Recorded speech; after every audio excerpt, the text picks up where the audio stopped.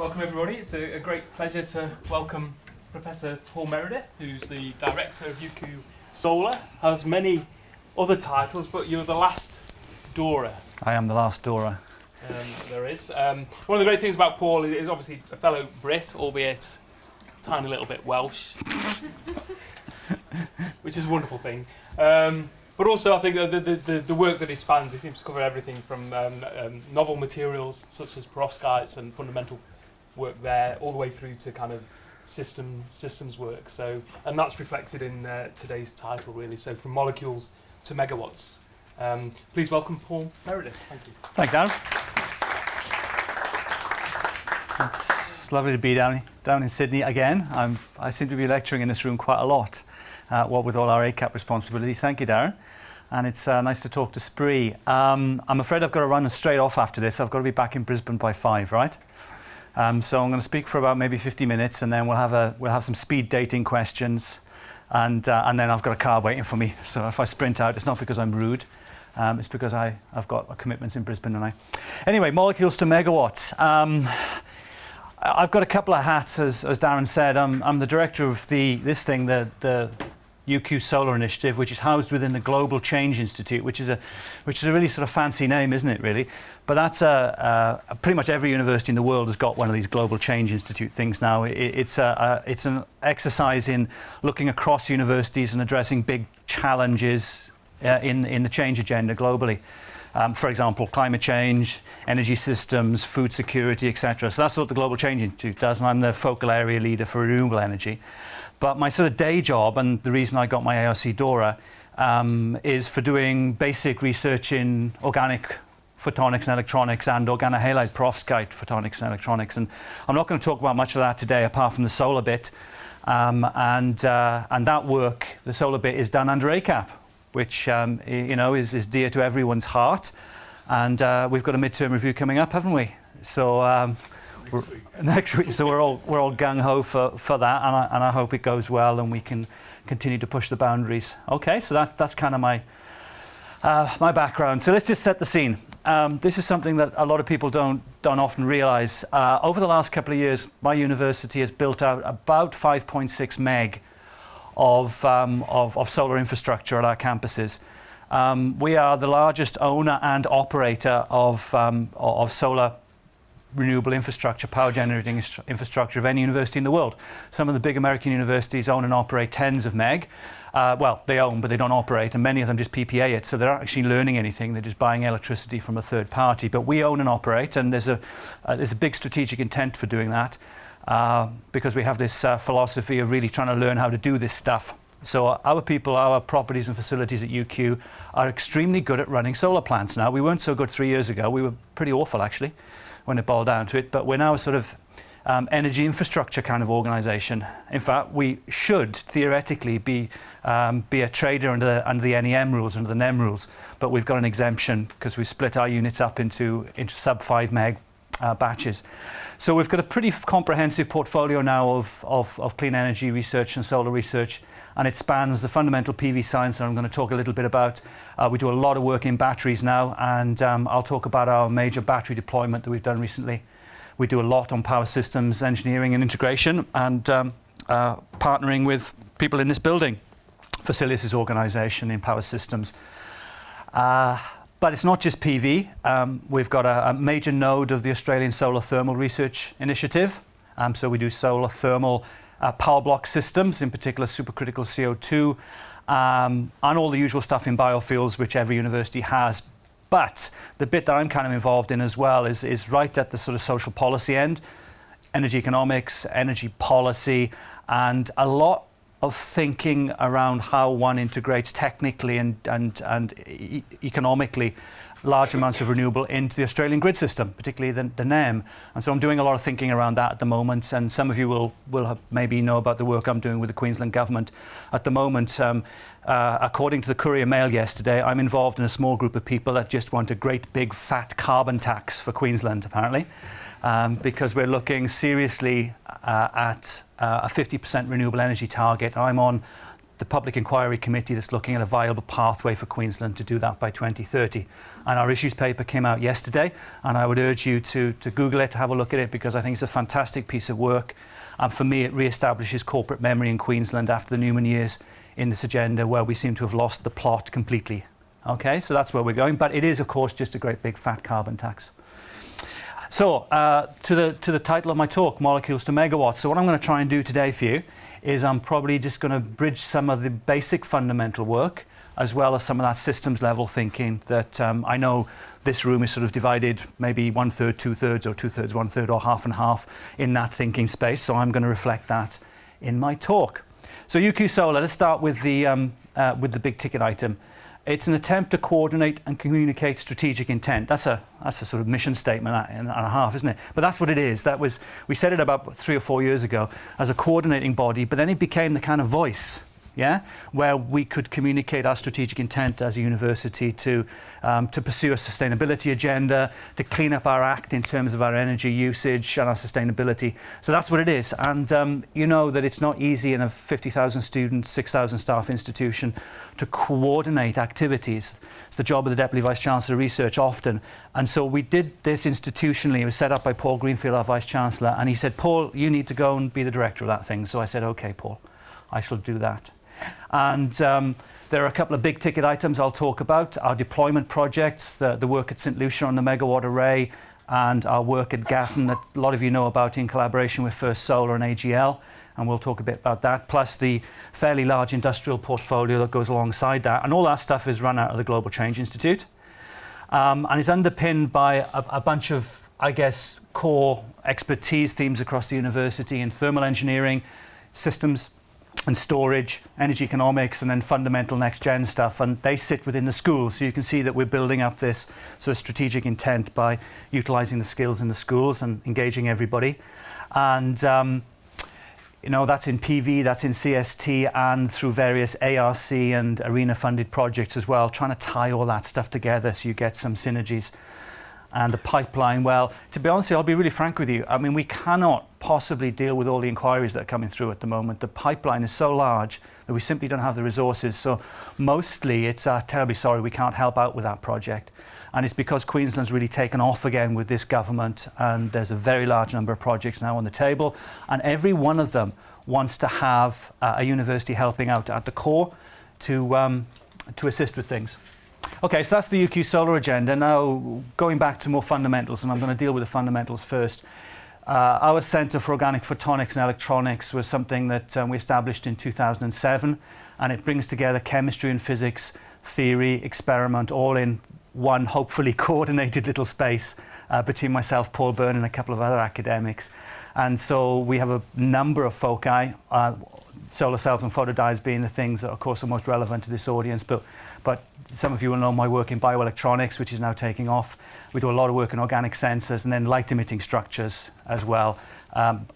Power-efficient lighting, for example, is a big focus. And on the 18th of May, we're down in Canberra for a Centre of Excellence final interview in this space for organic semiconductors. So everybody wish us luck, please. Okay, cross those ARC fingers for us, because this has been a 15-year journey for me. And, well, you know, the prize is at the end of the fingertips and close. Okay, so our interest specifically then in this next generation thin film solar space. A lot of you who are on the journey in ACAP with us will know of our interest, and my particular interest in electrooptics, photoactive materials and diodes, and in transport physics of disordered semiconductors. I'm a condensed matter physicist, really, when you boil it down, for many years. And augmented on that is a sort of understanding and a drive to understand the scaling physics of thin film solar cells, which are different to the scaling physics of, for example, crystalline silicon systems. And so what we do is we link that fundamental understanding of the material and devices together with an appreciation of what it's going to take to make commercially viable thin film solar cells from these next generational semiconductors, okay? And that's been quite a successful effort, and a lot of that work has been done recently under ACAP, and I hope we've made a contribution to thinking in that. So there's a few papers that you may want to catch up on from the last 4 or 5 years. A few bits and pieces there for you. Okay, so let's delve straight into this. what structures, what architectures do we begin to see coming through now in this next generation thin film PV space? And what we've tried to do, we recently published a little review actually on organohalide perovskite solar cells in Council of Chemical Research. And in that thinking, we really sat down and we really started thinking about the different types of physical architectures that we were seeing in thin film solar cells. So on the left-hand side, of course, at A, this is the one that you chaps and ladies down here will be very familiar with, the bulk inorganic PN junction, which is the basis for 75% of the solar cells in the world, right, at the moment. And I don't need to tell you all about that. And we have spent 10 years or so on section B, on item B there, which is the organic donor acceptor solar cell, or the bulk heterojunction, which is a mix of, if you like, N-type and P-type semiconductors mixed up at the molecular level, and that gives you a photoactive junction. So that's very different, of course, to the PN structure. And then number 3, Schottky photodiodes and metal semiconductor P-type metals. We see those types of structures now coming through in things like, what's the best example? Quantum dot solar cells, for example, look a little bit like that. And then we come to the perovskites on the bottom. And we ourselves have done a fair amount of work in this structure, which I'm going to talk about in a second, which we call a planar metal insulator metal diode with a modified anode and a modified cathode, and the junction stuck in between. I actually call this a homojunction, but people argue with me that this is not a homojunction, but I'm utterly convinced in my solid state physics heart that this is in fact a homojunction. I think Henry Snaith maybe agrees with me on this one now. And it is a homojunction if you consider that the anode and cathode are not N and P type materials as you get in a PIN junction, but are just work function modified. So we can talk about that at length, but that's kind of what my thinking is. And there's been some first reports now of what you might call the Schottky equivalent of the perovskite photodiodes as well, sitting down in the right-hand corner. So that is a quick summary of the thin film solar cell world as far as certainly organic semiconductors and organohalide perovskites are concerned. Now, these structures are really very simple. Those of you who spent many, many years working in the crystalline silicon field, have to deal with far more complex architectures, in my humble opinion. These are really very simple structures. What we do is we take a thin junction and we glue them between an anode and a cathode, and that's pretty much it. There's nothing terribly more complicated. And sometimes the semiconductors, the P and N, are in different planar layers, and sometimes we mix them up to create this bulk heterojunction. And this architecture is particularly suited to organic semiconductors. Particularly suited because, of course, we can either co-evaporate them or we can solution process them as a blended mix. And this type of junction here is probably the most prevalent. That's called a bulk heterojunction for an obvious reason. Although it must be said that the first truly commercial solar cells produced out of organic semiconductors by Heliotech are in fact multi-junctions of these alternating P and N layers. So the jury is out as to which is the most efficient architecture. They're probably about the same ultimately.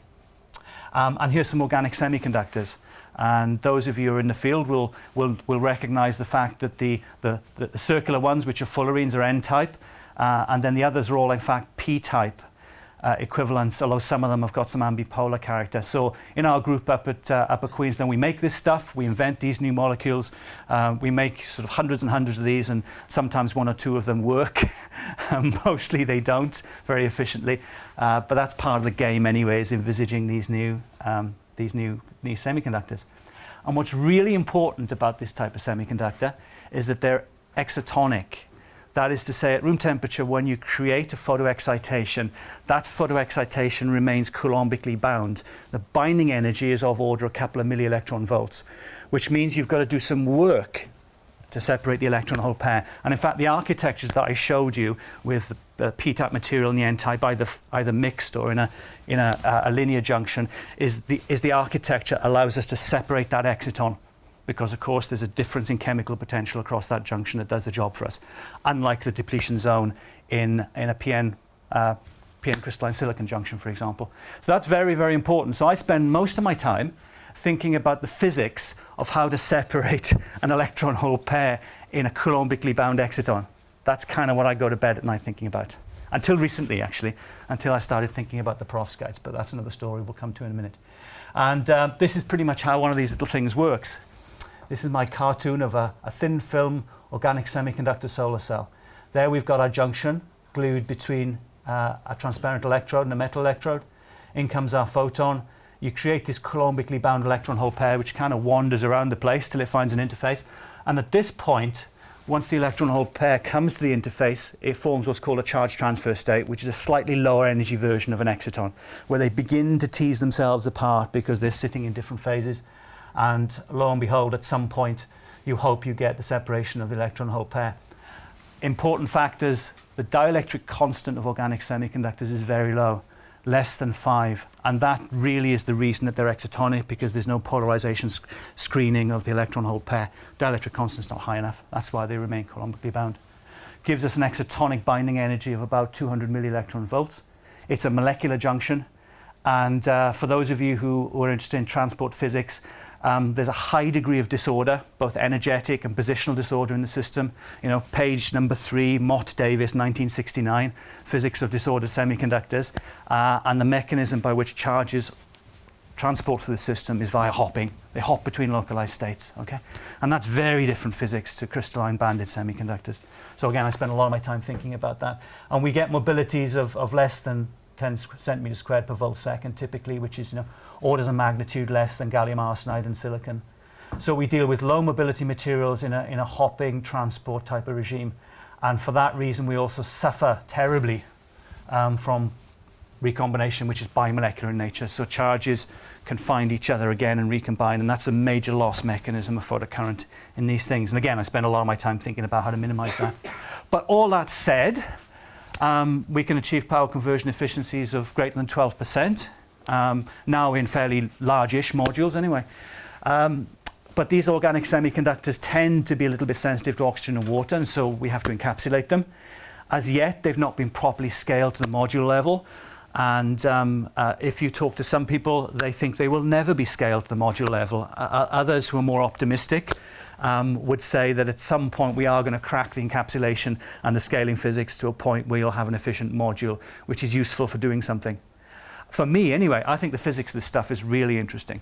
This disorder, these really low mobilities, these excitonic effects are really, really interesting basic solid-state physics, which are now becoming quite tractable to study with the methods that we have. And I started doing this about 15 years ago because I recognized as a young man that this was the closest I was probably ever going to come in my lifetime to artificial photosynthesis. In fact, the mechanism that I've described to you is very similar to the mechanism for charge generation in the PS2 system of a photosynthetic system, which is really interesting. So that's how I got into it as a young chap anyway. And the electrooptics in summary then, so I'll just now give you a sort of vignette of a few little things that we do under ACAP.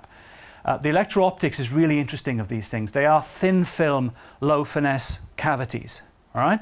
Unlike a thick silicon junction, these things are thin, a couple of 100 nanometers, on the order of the wavelength of light. And so you get some really nifty optical effects. You can basically tune the spectral response of the solar cell by tuning the junction thickness and the optical constants of the junction. And I show two examples here. One is a relatively thick junction made from these two materials. That's a fullerene, that's an N-type material, and that's a P-type polymer called PCD-TBT that we made. And this is a relatively thick junction. It's about 500 nanometers. And here's a relatively thin junction.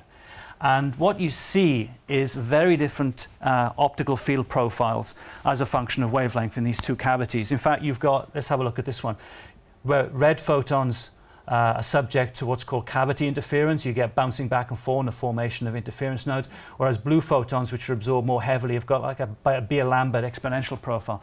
So that sort of dictates the shape of the external quantum efficiency. And here's a simple experimental demonstration of that. Different thicknesses of junction, same materials, same composition. Look at the different shapes of the external quantum efficiency.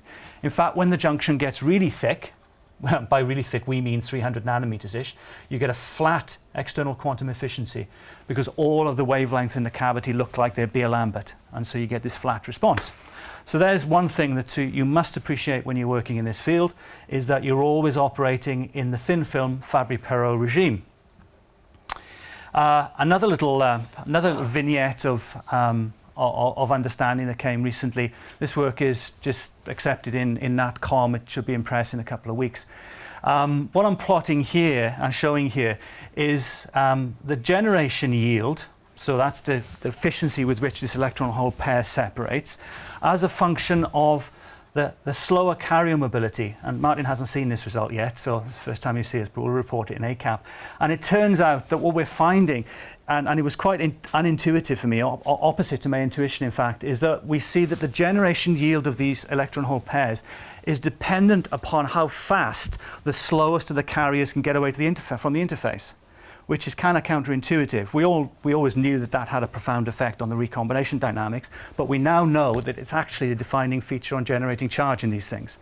And that for me was a big eye-opener. And it's all to do with entropy. I can go into it in some detail if anybody wants to have a crack at it, but it's basically all to do with the entropy of the density of states after that charge leaves.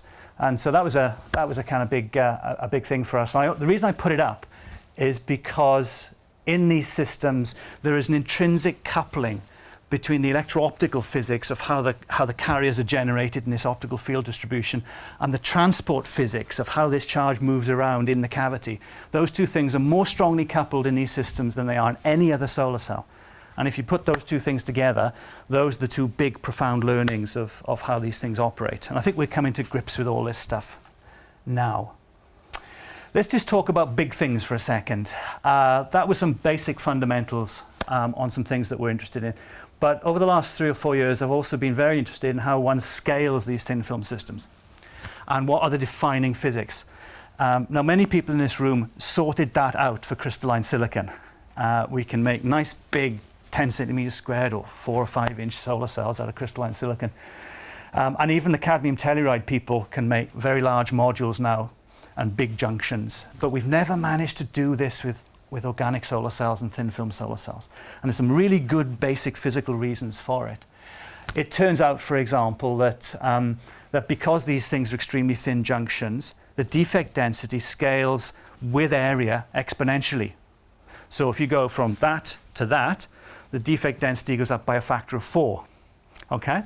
Now, they're only a couple of 100 nanometers thick, these little junctions, and so any imperfection causes massive problems in terms of lowering the shunt resistance, of course, which we all know defines, in many senses, the fill factor of the system. So defect density is big, and that was a big learning for me.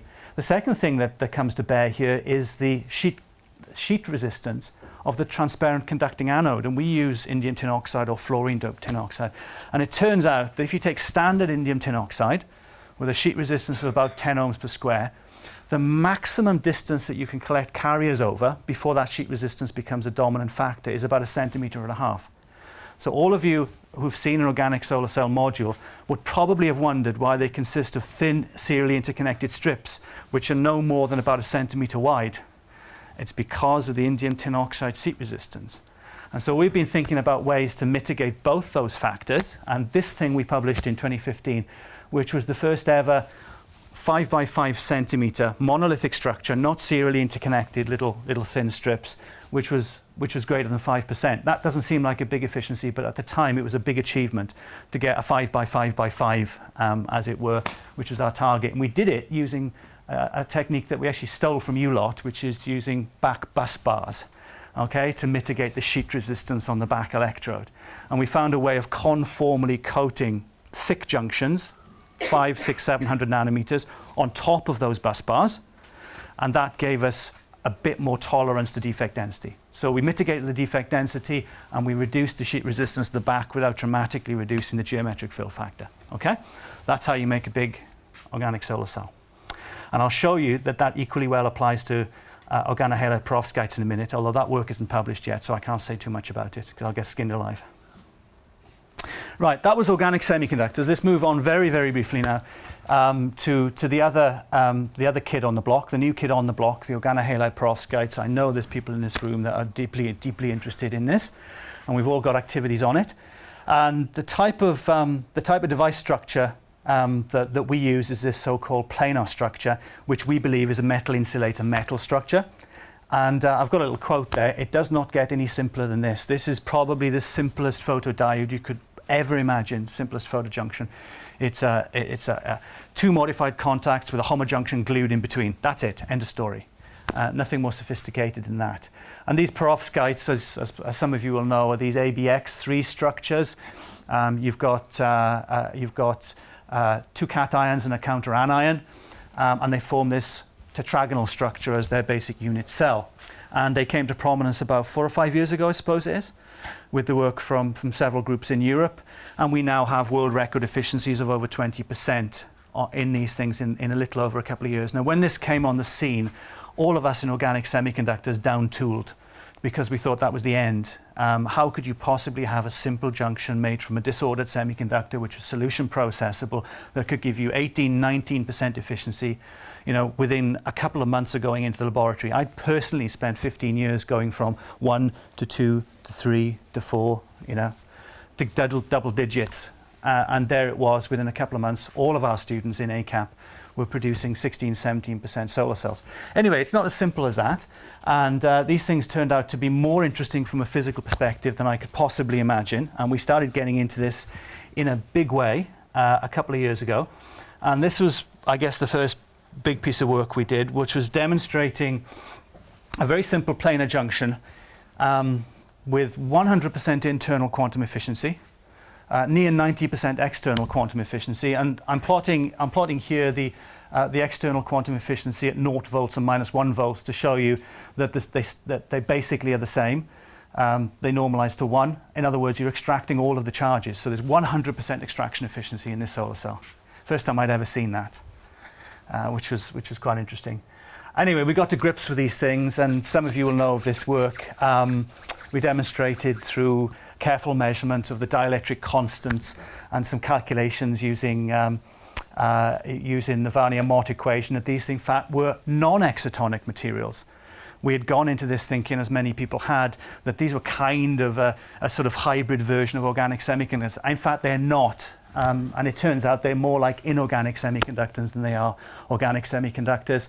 And in fact, this was, I guess, the first proof that they were. And the big ticket item there is, can you see the static dielectric constant? These things have got static dielectric constants of 50 or 60, which is massive compared to an organic semiconductor with a static dielectric constant of about 5. The other thing to notice is that they've got very different values of the static and high frequency dielectric constant, which again is an unusual feature of semiconductors. Another thing to notice is that they show ionic behavior, so they're hybrid ionic electronic materials, which again is something that we're only just beginning to scratch the surface of.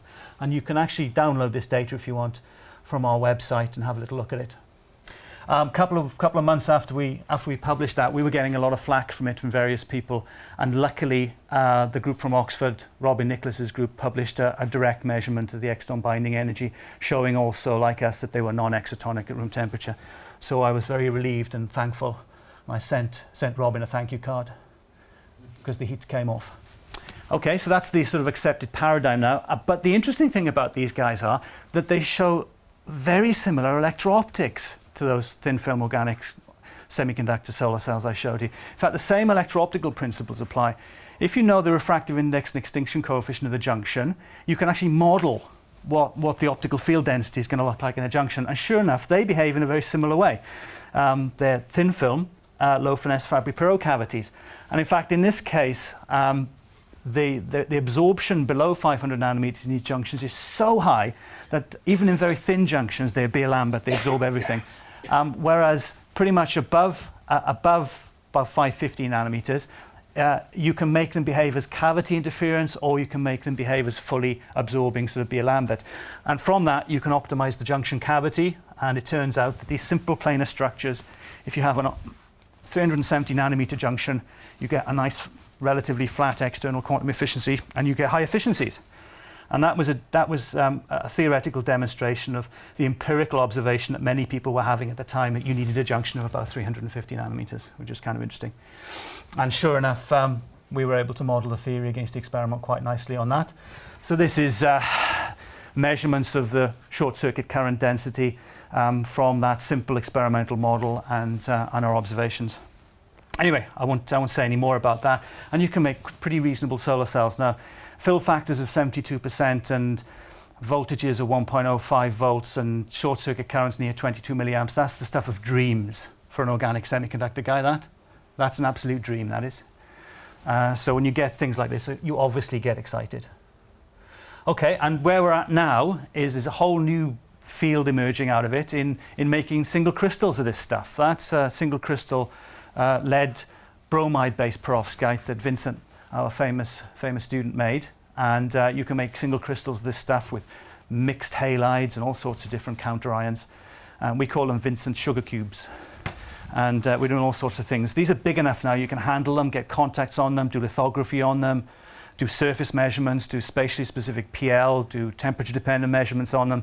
There's a whole new world of solid state physics opening up when you can do this stuff. Okay, and I said I'd say something about this. We haven't published this yet. I'm just preparing. It's on my desk to polish up.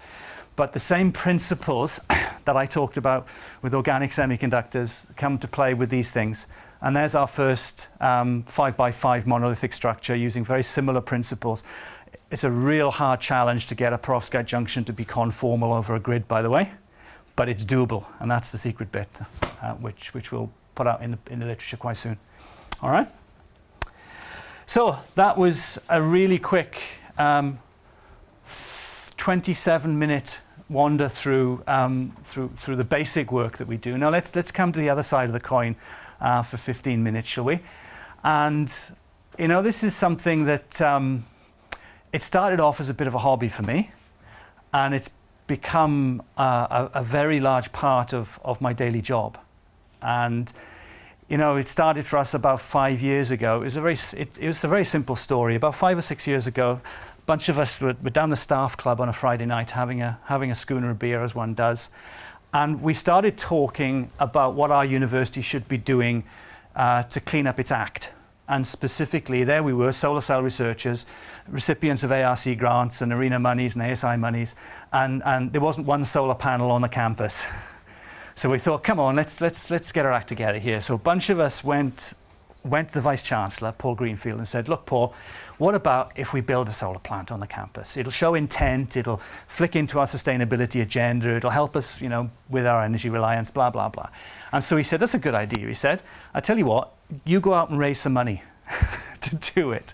So we went out, we raised some money from our state government and from some public-private partnerships, and the university kicked in. And in the end, to cut a long story short, we built this thing, which was the St. Lucia megawatt array, 1.2 meg of Trina, standard 14.7% polycrystalline panel. Trina came on the journey with us and gave us a nice kick in and some subsidies on it, and a local EPC company called Ingenero, who now gone bust, helped us with the install, and Aurora Power One helped on the inverter side of things. Anyway, so we built this thing back in 2011, and it's been running for, well, just over 50 months now, and it's done nearly 10 gigawatt hours on the campus. It's grown from about 1.2 to we're up about 1.6 on the St. Lucia campus now, all on little string inverters. So we've got more data than you can shake a stick at.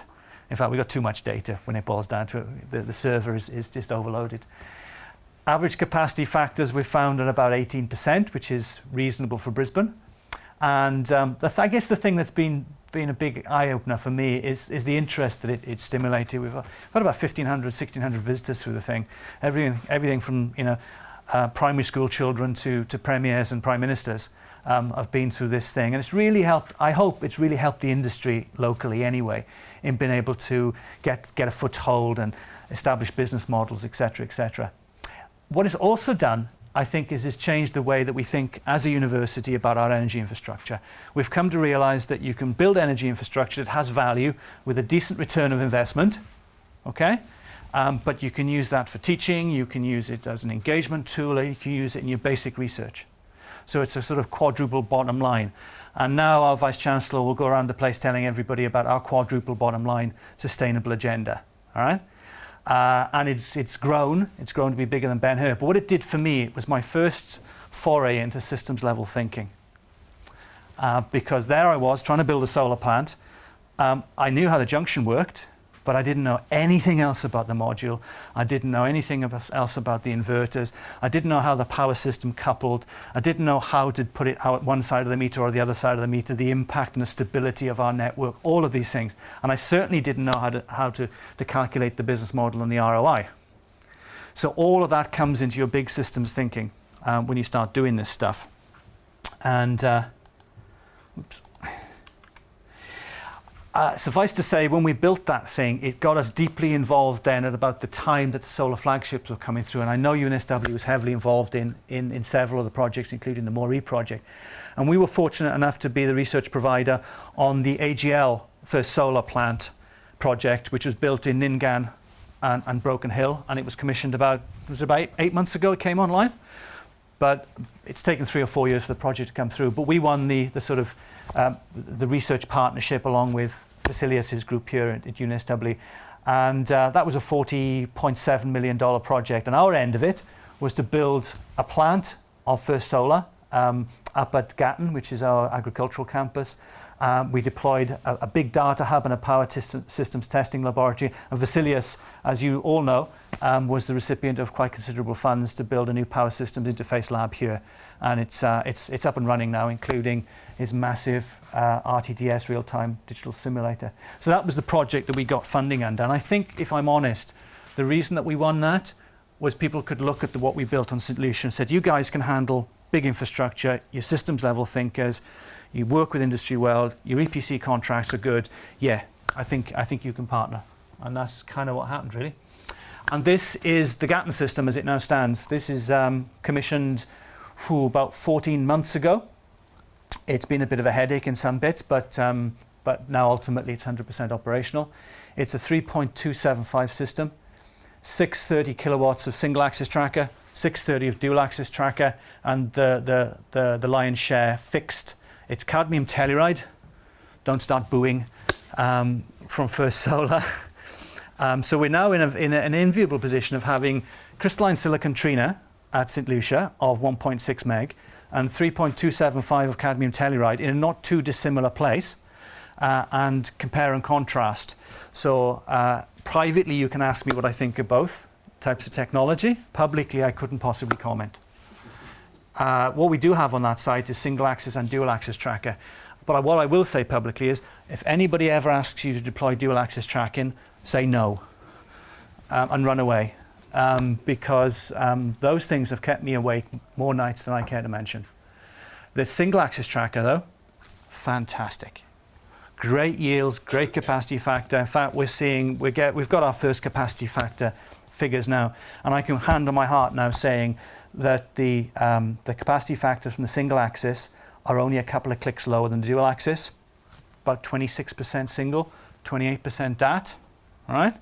Which, if you think about the capex difference, is a big difference. And we're hitting about 22, 23 on the fixed. They've got higher capacity factors because the fixed are at 20 degrees, which is near optimum for Brisbane, which is 27 degrees south.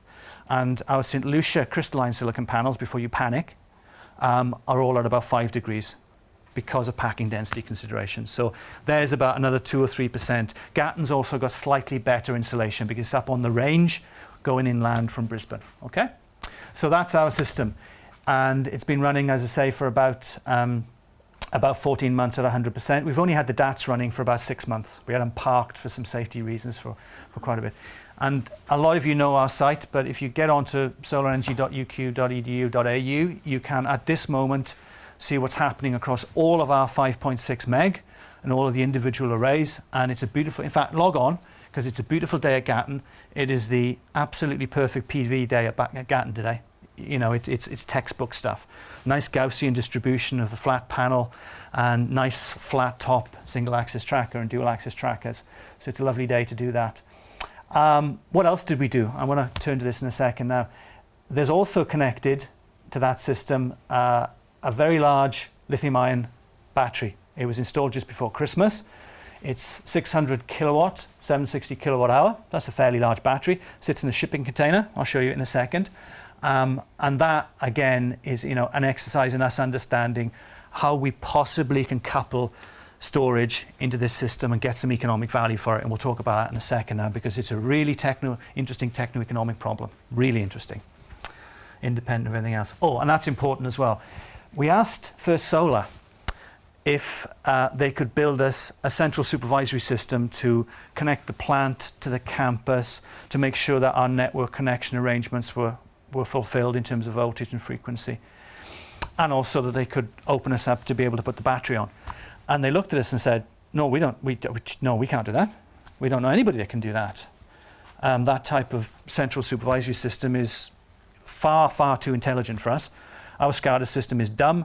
It just sits out there in the field for N years, reporting back, and occasionally we get some data on failure. That's it. End of story. We control nothing. All the work's done at the centralised inverter. So we actually had to build our own central supervisory system, which could integrate in with the battery management system, which is an interesting piece of power electronics, I can tell you. And the biggest risk we had is that this plant is connected to 11 kV SPREE in the Lockyer Valley. It's one of the most unstable networks in the southeast Queensland. It's a farming community, and they're particularly sensitive with their power supply. So that horrible 11 kV line out there, Energex were very scared, our network company, that we would make it even worse. And I can tell you that as of November, when our first compliance report came down, which will be interesting for you, we've stabilised that network for them. Now, are they going to give us any reward for that monetarily in terms of preventing network?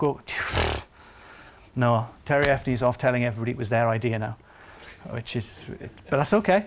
That's all good. It proves that you can put a solar plant into a dicky network and fringe a grid, and that plant can give you some network stabilisation. All right? And I reckon that's one of the first demonstrations of that particular at scale in this country. And it sort of blows up the myth of instability in low voltage networks with PV, doesn't it? Okay, so this is kind of interesting for the PV systems geeks amongst us. This happens to be the 19th of March 2015 when all the arrays were operating. But the Gaussian-shaped arrays are the fixed panels. And if you write the equation down for what a solar panel at 20 degrees with respect to horizontal at 27.7 at that particular time of year and that particular day, the full width at half max matches the theory beautifully. But the interesting thing for me are these flat profiles from the dual axis trackers. You see they turn on quicker and they turn off quicker, turn off slower. You get a big bunch of energy down here during that time when electricity is very, very, very valuable. Peak demand time for us in Queensland is about 5 to 7 in the evening. And so the extra value this stuff is giving us is quite substantial. And it's quite substantial because the university is on a commercial industrial scale electricity contract, which is heavily weighted by how much we use during peak demand time. So our capacity charge is linked to the amount of demand we have during peak demand. Okay? So this is lowering our peak demand on campus because it's providing electricity way out even after the students have left, and that is having a dramatic impact on our capacity charge. So there's the value proposition. I can go into it in more detail if people are interested, but the value proposition for tracking is there. That's it. And the battery, likewise. The battery, there it is. It's in the shipping container, sitting alongside the array. And it's a co-cam lithium-ion system. It's 748 volt DC, and what we were attempting to do when we first ordered this battery, we were actually thinking it was going to be there to do some peak shaving for us and some gap filling, yeah, just smooth out the PV power. So we originally specified a lead acid supercap system, okay, as the cheapest, simplest way of doing that. And then we suddenly realized that the centralised inverters could do all the voltage ramp control for us that we needed. And what we really wanted was the biggest possible battery with the maximum possible capacity. And of course that's lithium ion for the dollars that we had. So these things work well at sort of 80-20 discharge cycles, and they should last you 8,000, 10,000 cycles. Yeah? Hence we changed the order and we ordered a lithium ion battery, which I think was a very sensible thing to do. And this is what we want to do with it. Here's another classic example of doing systems level thinking. So the green is a typical daily output from the array at the Gatton campus. And what we're now doing is the battery is sitting there. We're making sure it's fully charged in the morning. So we charge it off peak at the moment at 2 o'clock in the morning from the grid. And then it does a little bit of peak filling for us during the day. With any export, we make sure it's fully topped up. And then it is ready to rock and roll then during peak demand times where we fully discharge it in order to reduce our demand. And that's been running in that mode for about 6 weeks, so I can't tell you precisely how much additional value it's delivered. but we expect it's going to be substantial. So that's the way this battery is running. And we've got different modes of running it now. We've built the battery management system such that we have 8 modes of running, several of which are diagnostic and health checks. We monitor voltage, temperature, etc. in the battery. Okay, so that's what we're doing with the battery, and in about 6 months' time, I can probably write a paper on the additional value of a commercial industrial scale battery on a megawatt scale solar system in an agricultural fringe of grid system. Okay? That's probably going to be the title of the paper. Right, so look at that, 45 minutes. A few take-home messages then. So I've described this kind of very broad research agenda that spans a lot of PV, but what I didn't talk about was all our solar thermal work. And I haven't said much about our policy work either, but that's all bubbling away in the background now, and some of you will know about that. And really, we've had a philosophy over the last 5 years of, and this is something that's become sort of, I don't know, embedded in the way that we think, of having a crack, getting on and learning through some doing. Because you don't build a 3.275 megawatt plant and not learn stuff. And we learned a lot, I can tell you. Both with the megawatt array and the 3.2 array as well. One of which was never to go near DATs, never to go near dual axis trackers ever again. We're at about 5.6 meg under ownership and operations. We have a team now in properties and facilities, a team of engineers, a team of energy economists that work together to maximize the output of the systems, to look after them properly, to maintain them properly, and to get maximum economic value for the university and shortest possible return of investment. And the money we're saving and making, we're reinvesting in infrastructure so we can grow that 5.6. The Gatton system, for example, when we got it fully tuned up, it was making during the summer about 80,000 a month in avoided electricity net. So 4 months of that, we had 320k in the bank. That money is coming back to the research agenda. We managed to persuade the chief operating officer that this was a great thing to do, and that they got the money from the government to do it anyway, so why not plough it back into the research agenda on an ongoing basis? Every day I have to fight that battle. That's called change management, isn't it? I think, in management parlance. But it has driven a real change in philosophy, this kind of learning through doing it. And I must say, we had a lot of pushback originally from the university on this one, because what is the university's business? We do research, we turn our high quality undergraduate students, we engage with the public, etc., etc. We are not institutions to manage and own and operate megawatt scale energy generating infrastructure. What it does do, though, if you do that, is that it really drives impact in the great world of REF 2014 in the UK. Demonstrating impact is going to be a key measure of what universities do going forward. And I think this is a classic example where we can list the impact that this work has had across policy, business development, companies, etc., quite dramatically. And one of the things that have come out of it is this thing. I urge you to have a look, as I said at the start. Because we do this, we've got a credible seat at the table when these policy discussions are going on. And I find myself sitting down at inquiries and reporting to government and industry bodies, and they take notice of us because we've built this stuff, we have the data, we understand how to do this stuff. It's not a bunch of academics telling them how to run their business. Okay, we've got credible data and credible learning and credible understanding, and please have a look at the Queensland Renewable Energy Target Issues paper released yesterday, which is trying to plot a viable pathway for a 50% target for Queensland by 2030 using a big fat carbon tax. Okay, so I just want to thank all the team. It's across the university, some very talented postdocs and students, as some of you know, in COPE, and the UQ Solar team, which is power engineers, properties and facilities, energy economists, social policy development people, and our industrial partners and our funding bodies, and a special thank you to ACAP and ARENA for funding all our fundamental work in this space over the last 3 or 4 years. Okay, thank you.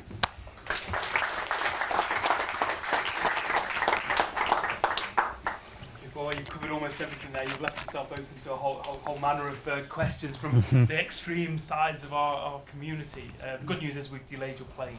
So, you had a word with Qantas. We invite questions from anybody on any subject apart from any subject. Okay, for the OPV device research, have you used the non-coding acceptor for making the OPV device? Yes, we did indeed. In fact, I think we were one of the first groups to do that and to gain decent efficiencies with our YF system and our K12 system, which were benzothiodiazoles, and they were designed to have matched electron affinities to the fullerenes, N-type, but they had a little bit of P-type in them as well. And we made devices that were fullerene equivalent at that point in time, and I think they were the highest efficiency non-fullerene materials at that time. Now, since that, there's a whole bunch of non-fullerenes that come on, most of them polymeric, based upon diamides, polymeric diamides, and now you're getting non-fullerene based systems up around the 8 or 9%, which I think is great. We still don't quite know why fullerenes are such good N-type semiconductors. In fact, Martin, we submitted a paper the other day on the unipolarity of the fullerenes, and it got thoroughly rejected. Thoroughly rejected. I've never had a paper hit so hard in my entire life. We tried to measure the P-type mobility of the fullerenes every which way you can. We just threw the kitchen sink in it. Could see no transport, no P-type transport. And yet the referee said, oh, everybody knows these things are not unipolar, they're bipolar. Anyway, it's gone to APL, so we'll see how it goes from there. Right, now we need the average. Thanks, Paul, and congratulations on building such a huge suite of activity and success. So well done. You commented on the scale-up issue for OPV and perovskite. Thanks. What about the stability issue? Is there progress being made? How hopeful is it? You know, I'm pretty hopeful. I'm pretty hopeful on the stability front, to be honest with you, because there are known solutions to that.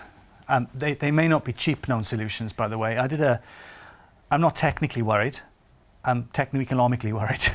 I did an analysis for the end of our one of our state government grants where I looked at the value chain, yeah, and all the cost elements of building an efficient organic solar cell module. And you know, the encapsulants and the substrate materials were like something like 29% of the total cost.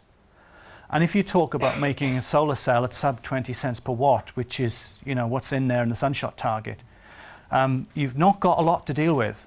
Now in high value product, like for example, in a display on a mobile phone, which is where we see organic light emitting semiconductors, you can afford to bear that cost, especially if it's glass on glass. You can't afford to bear that cost in a large area system, which is essentially a commodity, which is what a solar panel is. Might as well use a silicon wafer. You may as well use a silicon wafer. So that's what worries me more than the technical feasibility. We've got, you know, there's 10,000 hours reported, you know, and some, right, of accelerated testing at maximum power point. Heliotech have got that data. They've done it. Karaka did it. It's just so costly, those materials. Yeah, thanks for that. So you mentioned the capacity charge was reduced for the university because of having the solar. My understanding is that they look at your past year and they take the peak half an hour that you've ever used in that whole year. So if you didn't have the batteries, would you actually see much of an improvement? Because if you just have one rainy day when you're using a peak, they go to benefit. Different contractors have different ways of calculating their demand charge and their capacity charge. Our particular contractor is a little bit more, should we say, a little bit more forgiving than that. And so we've been running for about 14 months at Gatton now, okay? And so those trackers, in fact, have been the thing that's been slightly reducing our capacity charge, all right? Because we've got some averaging of our capacity, not just a single peak for half an hour during 12 months.